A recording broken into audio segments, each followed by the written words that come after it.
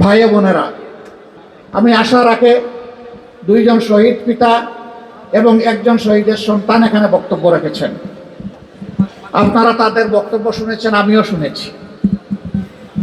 শুনেই বসে বসে আমরা শুনছি তাদের আহাজারি মহান আল্লাহ রাব্বুল আলামিনের কাছে পৌঁছে গেছে। যে জাতি শহীদদেরকে সম্মানিত করে, তার যোদ্ধাদেরকে সম্মানিত করে, সেই জাতিকে আল্লাহ সম্মানিত করেন। আর যেই জাতি সম্মান করতে জানে না, আল্লাহ তাদেরকে অপদস্থ করে। আমরা কারো কারণে অপদস্থ হতে চাই না। আমরা আল্লাহ তাআলার রহমত ভিক্ষা চাই।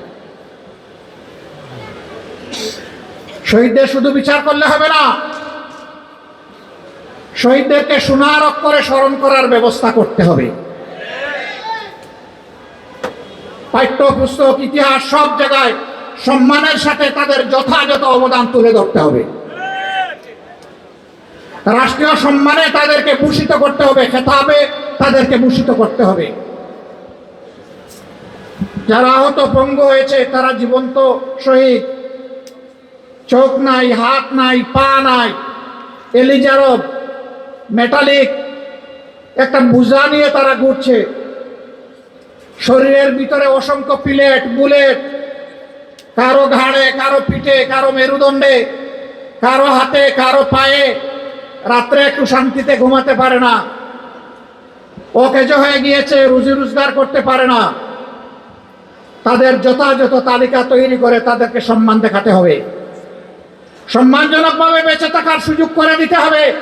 তাদের চিকিৎসার জন্য সরকারকে এককভাবে দায়িত্ব নিতে হবে। ব্যাংককের হাসপাতালে দেখতে গিয়েছিলাম, তাদের মুখের দিকে তাকানো যায় না।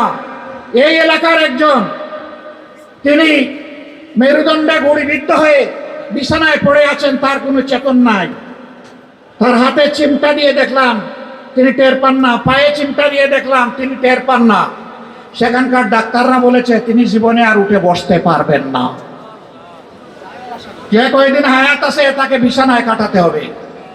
এরকম একজন দুইজন নয়, এরকম শত শত পঙ্গু যোদ্ধা। তাদের প্রতি এই জাতির ঋণী, এই ঋণ এই জাতিকে পরিশোধ করতে হবে ইনশাআল্লাহ। কেমনে করবেন?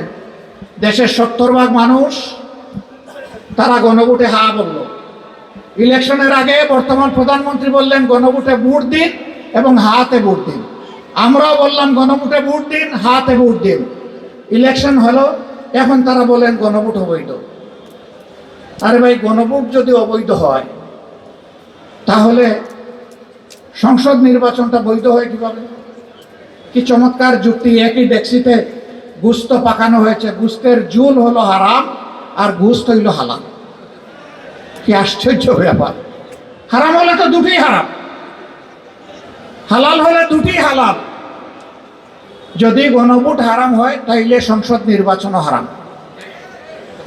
আর সংসদ নির্বাচন হারাম হলে এখন এদেশে কোনো সরকার নাই।